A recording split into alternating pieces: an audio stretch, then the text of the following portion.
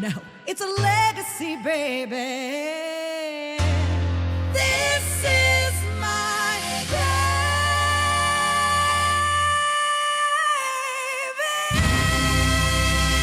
Oh my God, it's a podcast. Hi, my name is David Ian. And I'm Sarah Hester Ross. And this is My Baby, the podcast where we celebrate the accomplishments no one thought to throw a party for. No ring, no baby shower, no onesie that says CEO. Ugh. Just big, hard-earned wins like building something, leaving something, surviving something, or finally betting on yourself. Because some of us didn't have babies. We had breakthroughs. So if you've ever looked at your life and thought, yeah, this is my baby, You're in the right place. Welcome to our new podcast. I am David Ian. And I'm Sarah Hester Ross. And this is our brand new podcast. This is my baby. Welcome, everyone. I'm so excited. I haven't... Is this your first podcast? No, I used to have a podcast a couple of years ago because I am a white guy. That statistically tracks. Yeah. And then I've done a couple of years without, and now I'm back because popular demand. Oh, that's right. They were clamoring People for were it. like, we want to hear what you've and got we're to like, say. Okay, calm down. Yeah. We'll do it. No, actually, I've been mute for the last 2 years. So. Yes, saving your voice. Yeah. I get that. So now, what about you? Is this your first It's podcast? not my first one. I did a podcast called Too Much Fine Less with another content creator named Deanna. And it was hard to do with someone that was living in New York. So I thought it would be easier to do with someone that's living in London.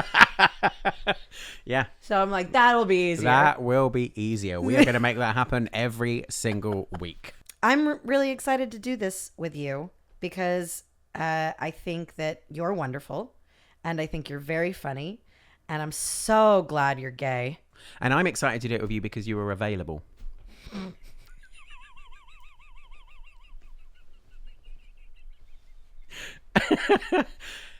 I am very excited to do it with you, Sarah, because I'm a big fan. No. Oh, you don't want me to take it back? Don't you dare Fine. backpedal. Fine. I'll stick with Don't you it. dare. Don't you dare. So we met in Edinburgh We did. 2 years ago. Yeah. Are we going on 2? 2 years ago, I reached out to you because I was a fan, past tense, and I really wanted to have you on one of my shows in Edinburgh.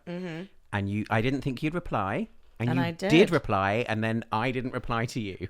I know. You ghosted me like almost immediately. I'm like, Yeah. this motherfucker. Yeah. So it's exactly like online dating. I wouldn't know.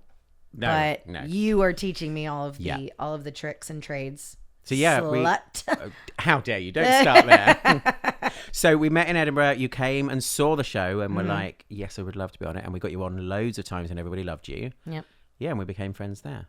And then you came up with this idea to start a podcast called, well, you had a terrible name for it the first time.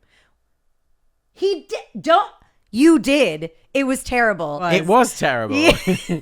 I'm so glad that you were I hated the name. The name was cool actually my about it. second choice, but the first name I can't remember, but was even worse and more problematic. How is that even I know. possible? How is it possible?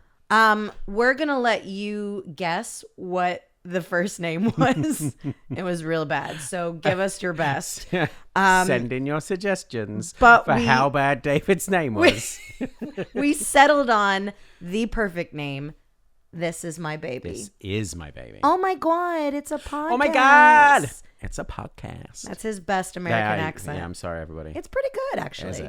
That's what I can say. Oh my God. Oh my God. But the idea of the podcast is that we are going to take some time to celebrate the things that happen in people's lives that aren't normally celebrated by society, like a wedding or a baby shower, or anything like that. All those conventional things that everybody gets. You might have had those for something else in your life, but if you've had something incredible that you've been working on or that you really care about, then we're going to create this space to shout about it. And I have loved this idea ever since you stole it from Sex and the City. Don't give that away. Now, look, Just because she married herself to get some shoes, that is not the same idea. It's not. It's not the It's same similar. idea. It's similar, which is legal. But there are only so many notes you can compose a song with, I believe. Not that I have ever composed a song.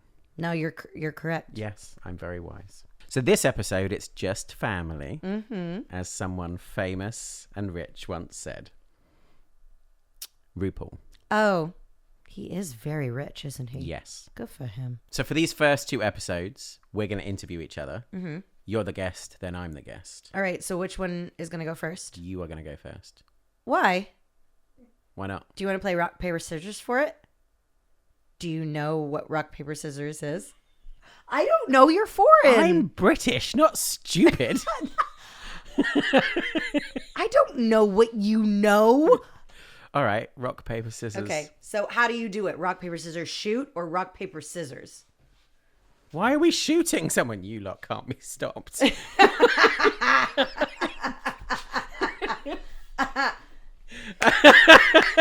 Good joke. Yeah, good. That was a good joke. I'm not going to be welcome back. America, it's a problem. Pew, pew. All right.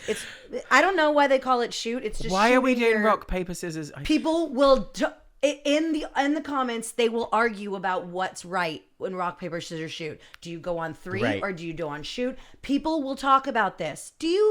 Who am I, David? David, who am I? Who the fuck Say it. knows? Say it. Sarah Hester Ross? That's right. I know.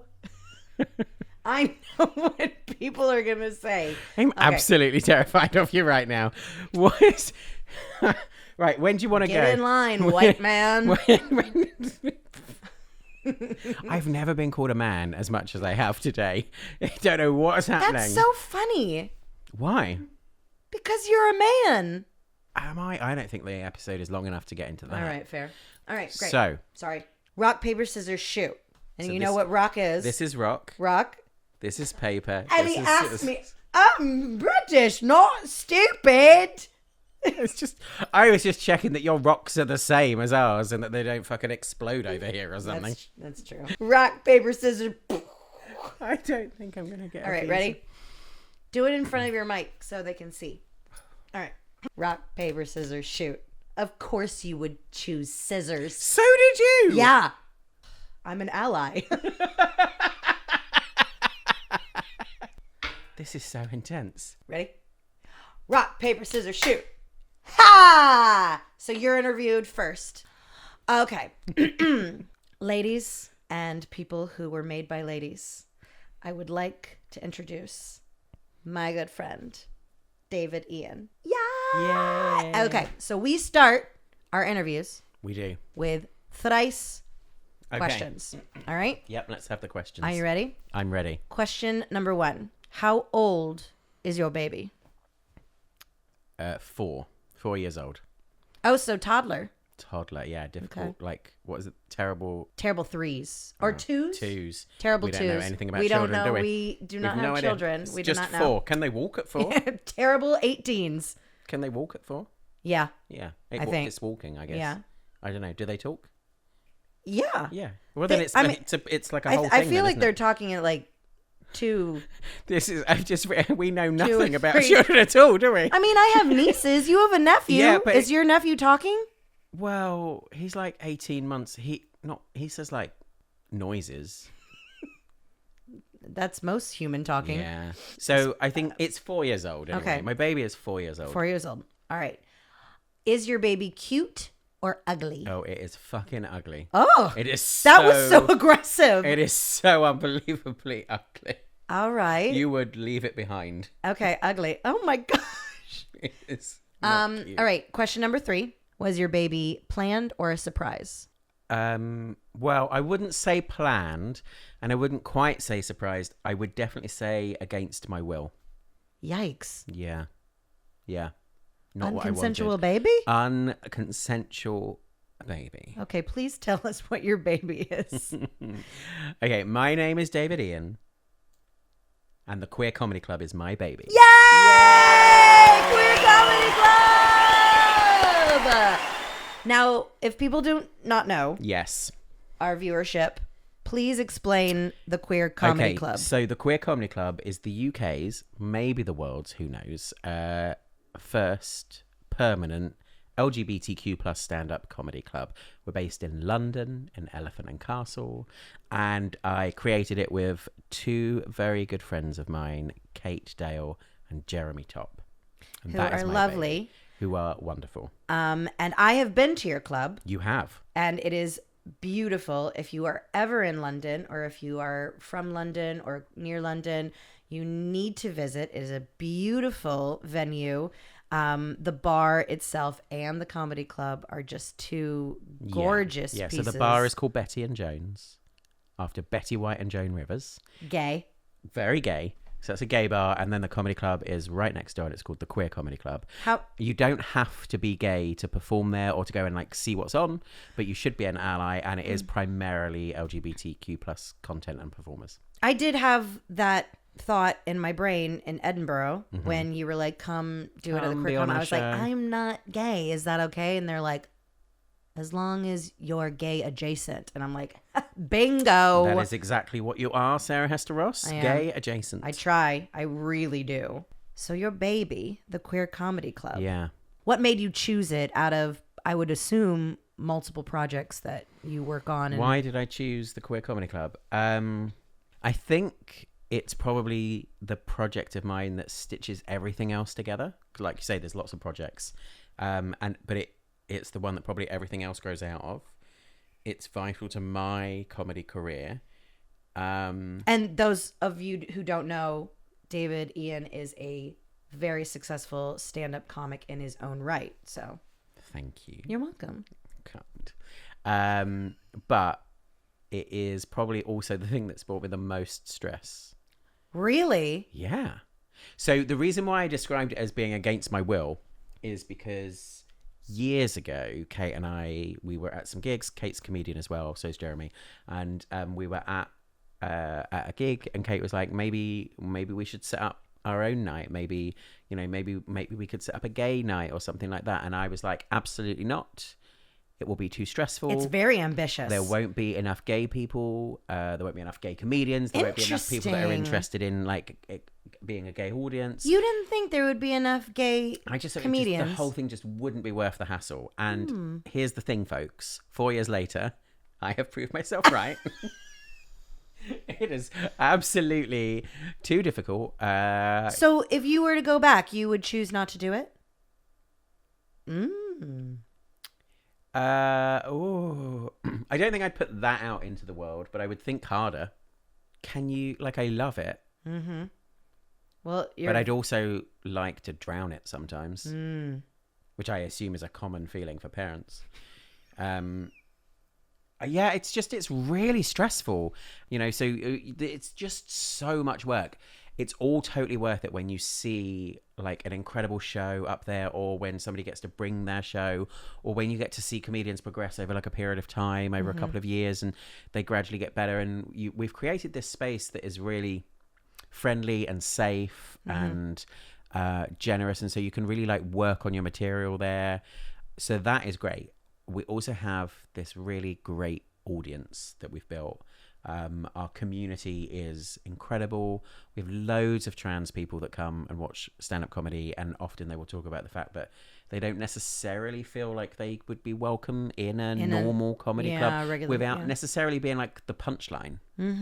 So, and also, that I would imagine they're always on the edge of their seats, being like, it's coming. Yeah. It's going to happen. Whereas at the Queer Comedy Club, they get to come along, and you get to, you get to see your own life reflected back at you in stories, which is really great. My gosh, that must be so special.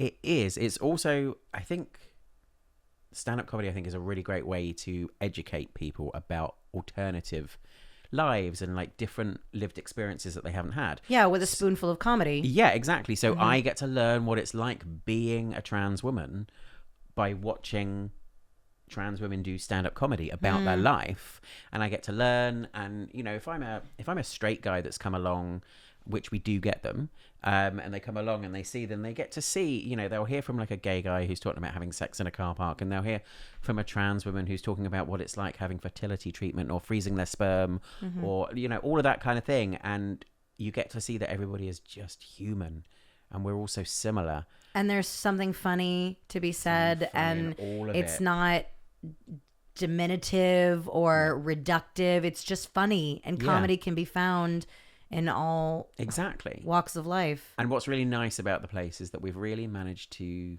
and this is probably the bit that I'm proudest of. So just to like toot my own horn for a bit. Toot away. The community that we've created with the audience, but also the comedians, as much of a pain in the arse as every single one of them is. Like, I love them all dearly. And there's like this real group of people that are just there growing together and working together.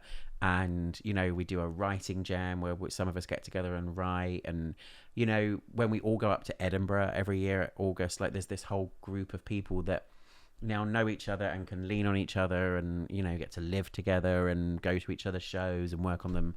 And I don't think it would have been as easy without the Queer Comedy Club. So I'm very proud of it for that. But at the same time, it's ruined my entire fucking life. Ruined your life, or it's just made it more complicated? You think it's ruined your life? I think it's difficult to think of anything other than the Queer Comedy Club. What and would Betty your and life Jones be all like the time. without it? Way less stressful, and I'd have more time To focus on your comedy? like genuinely, certainly for the first couple of years, my own comedy definitely suffered. I didn't get as much time to put into it. I was only performing at QCC, and I didn't give my own career the time that it deserved. I get that. Because it's like having a baby, you know, and it really took a lot to grow into. When we started as one night a month, and we were just in a nightclub before they opened. We did that once a month. It kept selling out, so we added in like a bi-weekly extra show on a Monday somewhere else, and then that ended up being weekly. And then I decided we should try and get our own, like we should try and like get a permanent space. So we then rented the downstairs in another bar. We rented that for like 12 months, and once we'd done all of that and proved it, I got carried away and decided that we should somehow build our own, which is the one that you've seen. And we spent, so the three of us somehow put all of our money in and borrowed everything we possibly could, and we built the bar and the comedy club. We spent £850,000, which is like, I don't know, $1 million, $1.1 million or something. And we built this place, and it was so stressful to do. We made a documentary on it. Yeah. Called Building Betty and Jones, which is on OUTtv and Outflix, which I'm also very proud of that. But it really does show, I mean, the opening of it nearly killed me. It's the most stressful thing I've ever done. Well, that's what I'm saying. Like the Queer Comedy Club in itself and its creation was a safe space for not only queer comics, but queer people to come and experience comedy. Yes. But you and your partners took it a step further after like making it a permanent place. And so do you think that the stress came from the permanent place or the club itself? I think it was stressful before anyway, but we've ratcheted it up. Well, yeah, because that's incredibly ambitious. It is. By doing it, I think we've managed to secure its long-term future. Because without doing that, we're dependent on somebody else allowing us to be there. And ain't that the shit? Yeah, relying on other people, but at having your money and your place. That's like, if it fails, it's on me. Us. Exactly. You know, the place that we were in when we were renting somewhere else, it was fine, but, you know, the guy wasn't massively welcoming to us. Things kept changing. Sometimes our audience would turn up and wouldn't necessarily feel very welcome. There was lots of things going on where he would then put other events on at the same time. It was just, the whole thing was unpredictable. We weren't in control of it. And I just decided we'd proved that there was a need for it. And the best way to secure it was to open our own place. Yeah. And it turned out when we ran the numbers, the only way that we could really make it work was if we also opened a bar. But that just meant that managing to do that was crazy difficult. So it was a brand new, it was an empty shell that we took on, and we had to fit it out. We had to put in all the plumbing and all the air movement and all the electrics and everything, which was a lot. Very manly. Very manly. That was you. That was me. You said it. I did all the electrics, all the water, all Not the... me. No, I didn't I say said it. I was You claiming said it. for that year that we were building that I was super manly. Although I did cry a lot, so... Men can cry. Men can and should Jesus cry. Christ. They should cry. Yeah. I think this is a very interesting question, if I don't say so myself. So modest. I don't know why I put it like that. I believe I am an interesting person. I have the answers. I thinking about like asking you questions because I know the club and I know the success of the club. Yeah. The fact that in the first year you made your money back and more. Unheard of. Yeah, we didn't make $1 million back, by the way. No. But yes, we made but enough you money were to make it all work. Right. Yeah. Sorry. Yeah. I've never opened a building before. Not like rolling in cash. You do need to go and buy a drink and go and see some comedy. But what I meant by like it was a fiscal success. Yes. Do you feel like you would feel differently about it if it wasn't fiscally successful? I mean, it's fiscally successful because the three of us worked for nothing. So there's that. Oh, I did not know that. Yeah. You didn't make $1. We didn't take any cash ourselves. Yeah. Gotcha. So, but would I feel different? I mean, I guess like there was no choice other than to make it fiscally successful. We'd spent everything. Mm-hmm. So it had to bring in the money to cover its costs, pay its bills, pay its repayments. Well, back. anybody who started a had to. business and it failed would beg to differ. It didn't have to. Yeah, but we had to find a way, and we did. Gays do. Gays just find a way. Fair. It is what it is. So, Fair. yeah, I guess I would feel, I don't know. I wouldn't want it to fail. The sense of responsibility is quite big as well because I feel like we've created something for the community. Yes. And so the thought of mismanaging that. Well, do you believe that the community feels a responsibility for it? No. No. Okay.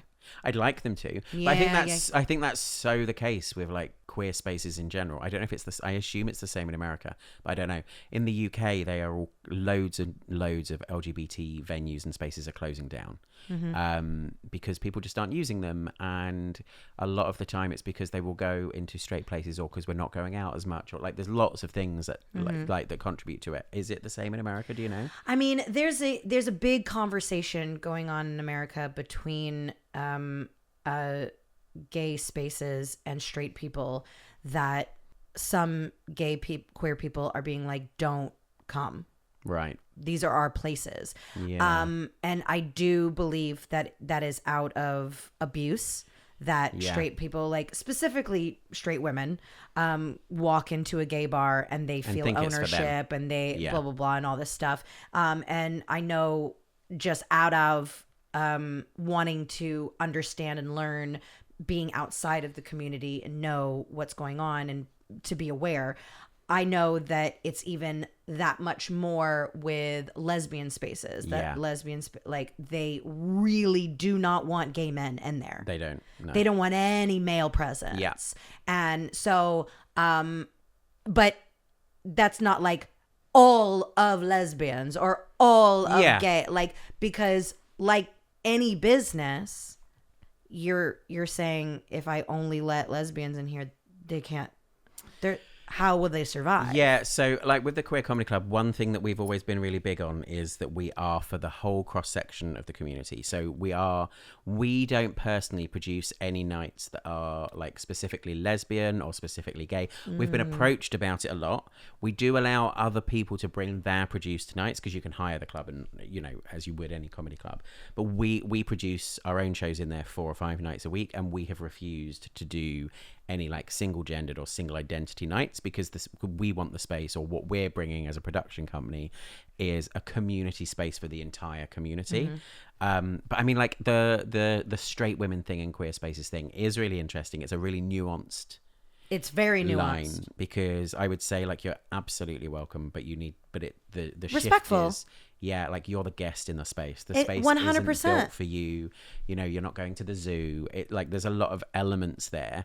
I mean, that goes into the conversation of women using gay men as like an accessory or like a side thing, and it's just like, this is a person. This is not your... and in those specific spaces where they've been created for a specific purpose, I think it's really important. But at the same time, we recognize that they are safe spaces for women as well when they don't necessarily have that out in the world. Well, gay so- spaces are very safe for women Yeah. because, 9 times out of 10, some of the most sexual, not sexual, I'm sorry, some of the most offensive body things that have been spoken to me has been from a gay man before. And I'm just like, whoa. Because we're all terrible. You're not all terrible, but a lot of you feel very comfortable in talking about women's bodies. They do. And it's like, yeah. But yeah, it's very nuanced, but in the sense of going back to queer spaces and them being businesses. Yeah. Do you feel like your business could survive off of saying just for queer people? I know you don't do that. So is that part of your success? I feel like we could we're in a super gay area in London and we don't have that many straight people in the bar. Fair. The comedy club has a bit more, but not an awful lot.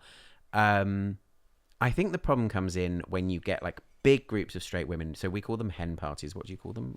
Bachelorette parties. Bachelorette parties, yeah. So like when they come for like a bachelorette party, they're already drunk when they arrive. Absolutely. We have had a couple of situations where they've like touched drag queens when they've been performing, which is a big no-no. Absolutely. Or they will, without thinking, they will say things like, oh, it's such a waste that you're gay or something like that, which is just like they don't understand what, they're not doing it to be horrible, but you are just in a space where that's not. It's also a very common joke that women comedians have said over and over and over again. I wonder if I'm even guilty of it. I'm trying to think of the joke that I do in the piano bar with Ironic. And she's like, it's meeting the man of my dreams and then meeting his really hot boyfriend. Yeah. And I'm thinking now, that's probably not a really... So Alanis did record a version of that. She did? Yeah, where she that's sang not... that. Yeah. Did I just steal Alanis Morissette's Probably, yeah. joke? Yeah, she did. She recorded a version of it. I can't remember where it was, but it was on some sort of gay album that I've got somewhere. I think that's okay. I mean, I mean, that's just like equal rights, right? That's just like, yeah, gays exist. well, being like, I could fall in love with a gay man. Yeah, I mean, look at me. And I have. It won't be the last. And then being disappointed that, I think that's they fine were though, because gay. that's equal, because you'd also be disappointed if he was with a woman and wouldn't leave her for you. So I guess that's the same. it's always intention at the end of the day. But that is the conscious and continuing conversation of women going into drag bars and being disrespectful, not paying, not tipping, being loud. And honestly, it's the touching. Women feel like they can touch gay men and drag queens quite a lot in these women circumstances. think that they can touch other women. Yeah, it's crazy. I am touched more by women in the piano bar than men. I think I spook men a little bit, which you like. I'm doing on purpose. Yeah. But women, especially under the influence, they feel like they're entitled.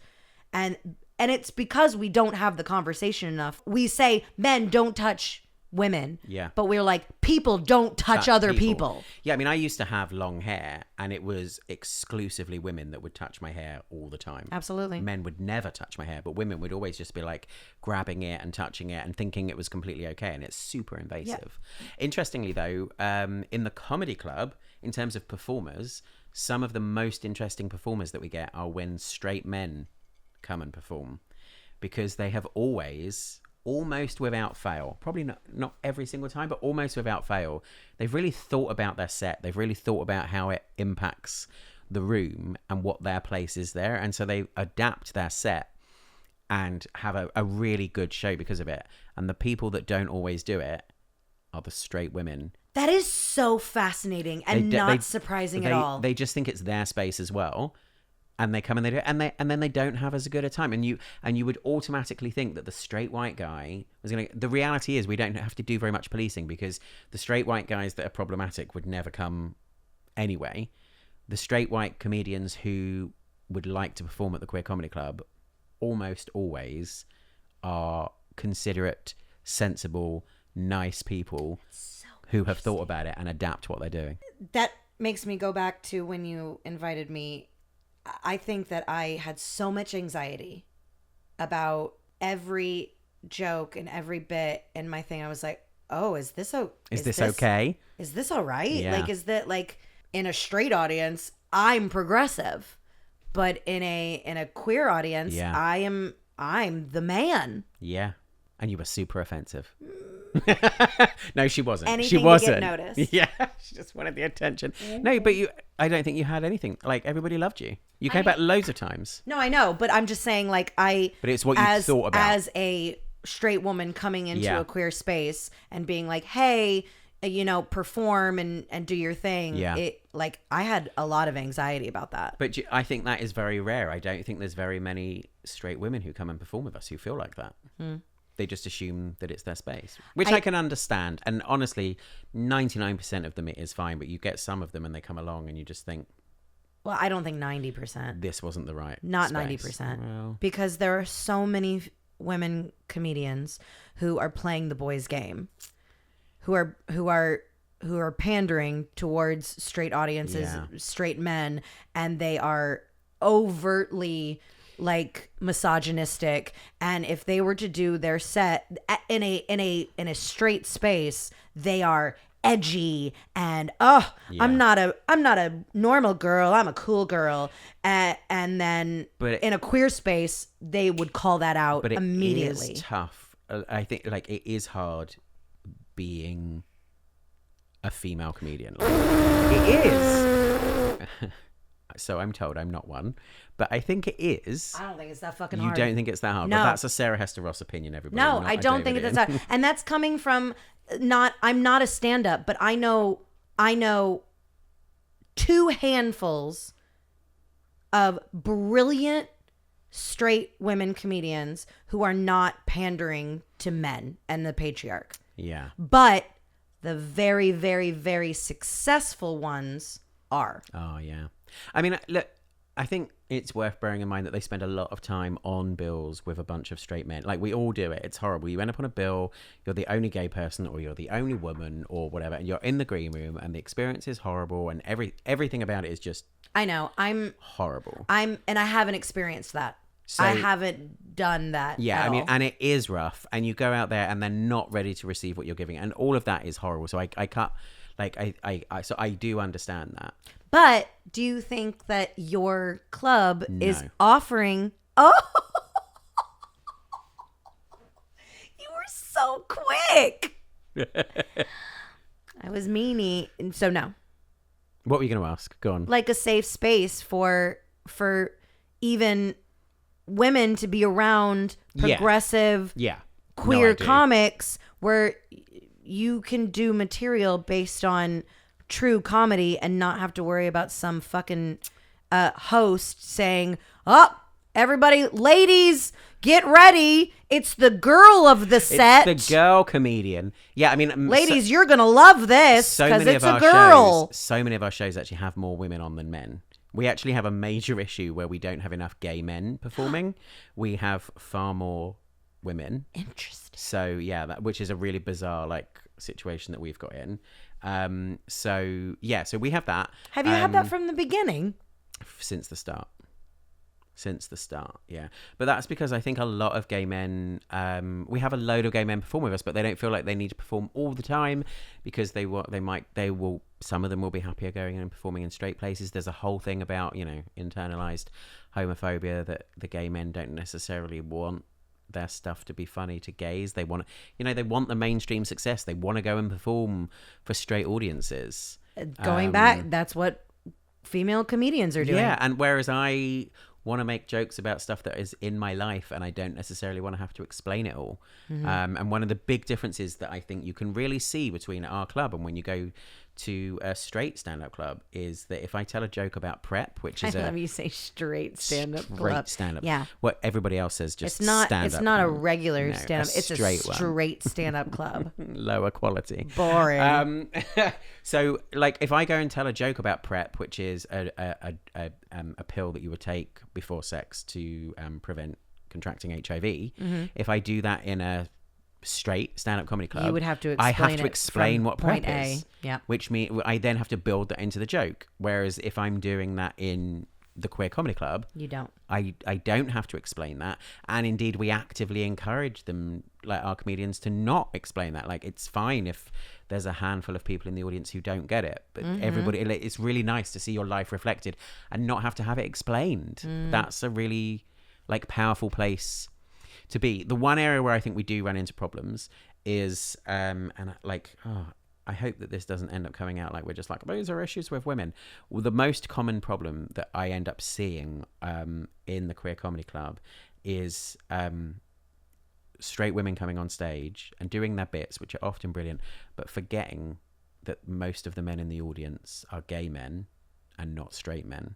And so when you pick a guy in the audience to pull out and to shout about, you know, this and that, or to talk about the stuff because what you're doing is claiming the power back, statistically you've probably picked a gay man, and it feels weird to everybody in the room. So I think often that element is difficult. Like, if I could free anybody from that situation, what I would say to them is, see the bit that you're doing, if the gender roles were flipped, so if a man was doing it to a woman, would everybody be like, oh my God, that's outrageous?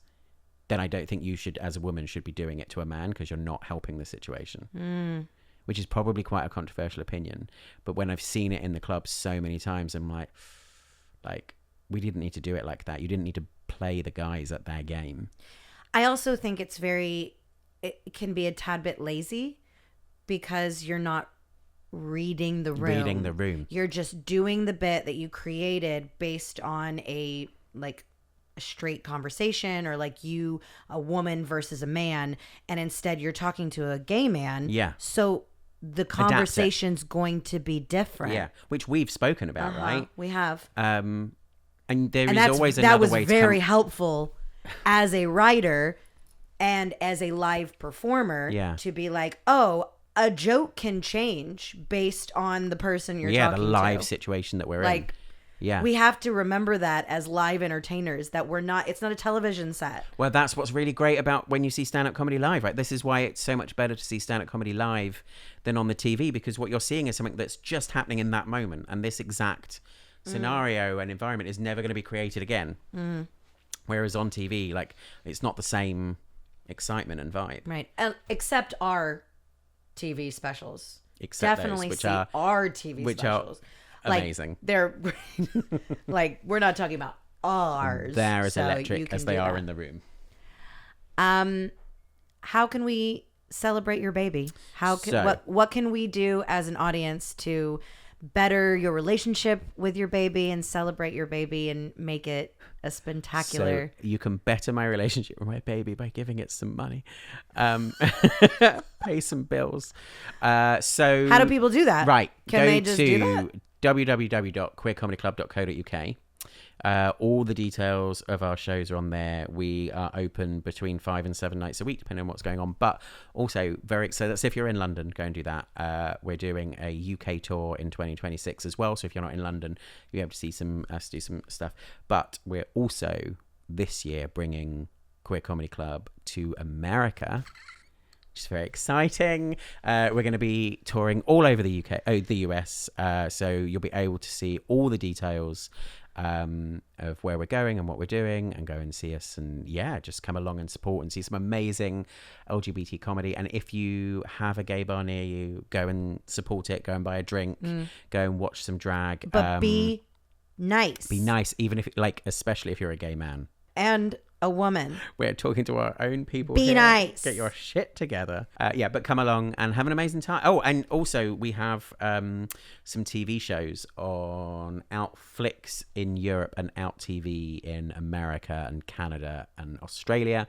And so we have a TV series called Live at the Queer Comedy Club, which is a 6-part lineup show, 6 episodes of that. Then we have stand-up specials live, which is a series of solo shows. Mine is one of them. And then we have our documentary series, which is called Building Betty and Jones, where you basically just watch me have a breakdown for 6 episodes. That should be kink. It is. I think that's it. It made the top 10 of Yeah. OUTtv. So I think that's just a lot of people getting turned on by me crying. Yeah, I get it. Get it. That's what we do. Well, I love your baby, and congratulations. And I hope you feel do. celebrated from now on. Time to come. That's stupid. Cut that.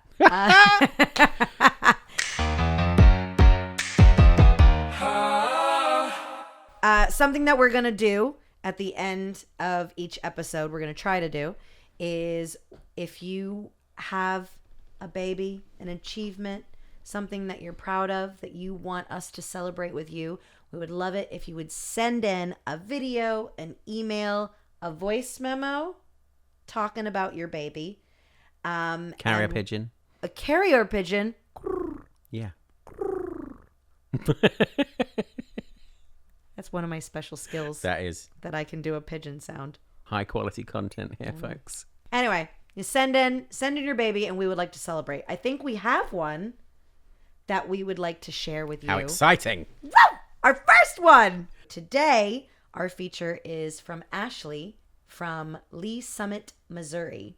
What is your baby, Ashley? Okay, so Ashley says, I'm celebrating my deep dive back into my art, playwriting. Ooh. This past year, I have written more than I ever have, submitted my work to over 40 competitions, and have had the opportunity to have my play Hometown in the KC Fringe Festival, winning the Emerging Artist Award this past July. Ashley! I have a 10-minute play called The Door that is available for licensing on Tiny Scripted, as well as having its podcast debut in 2026 with Theatrical Shenanigans. Writing fills my soul with joy, and being able to express myself this year is more meaningful than I can say. It has inspired me to continue to make time for things that make my soul sing and celebrate any and all wins. I celebrate to not only fill my own cup, but to also show my daughter, who is a profound and magical 5-year-old, that celebrating things that matter to you is important, and making time for yourself will set you up for so much success and joy.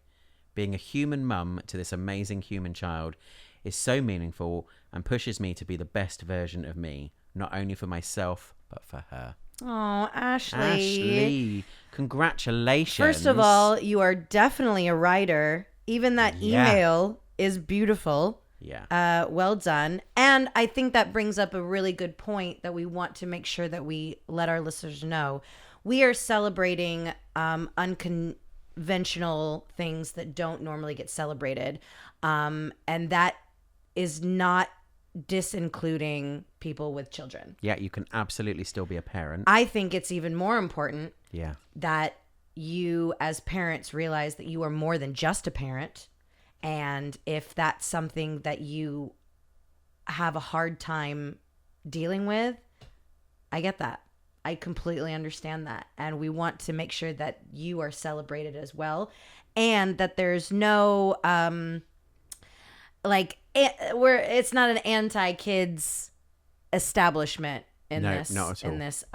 in this bitch. Yeah, you can absolutely be a parent and still be celebrating something else in your life. Yes, and we want to do that with you. Yes, so well done, Ashley. Congratulations, Congratulations. Ashley. That's so We're exciting. very proud of you. I want to pop her. Okay, well, let's try and get poppers for another time. Okay, so we'll just end this episode here. Before... We have to say goodbye. Yes. Goodbye.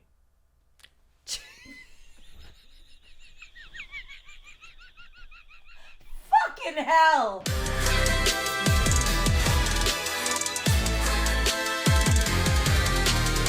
Thank you for listening. Thank you so much. Make sure you hit that subscribe button if you want to hear more. At the end of every episode, we are going to celebrate something from you guys, what your baby is. So we're going to give you some details, and we want you to send us stuff about your baby. Yeah, send us a video or an email with the information at the bottom of the screen. This is my baby podcast at gmail.com. And tell us something that we can celebrate with you. And we're going to throw a party for you guys. A tiny little shower. We're going to shower you with joy and laughter. And celebration. Celebration. And just happiness for what Whoopity-doo-doo-doo. Yeah. Whoopity-doo-doo-doo. This is what happens when you don't give me a fucking script. Whoopity doo doo doo.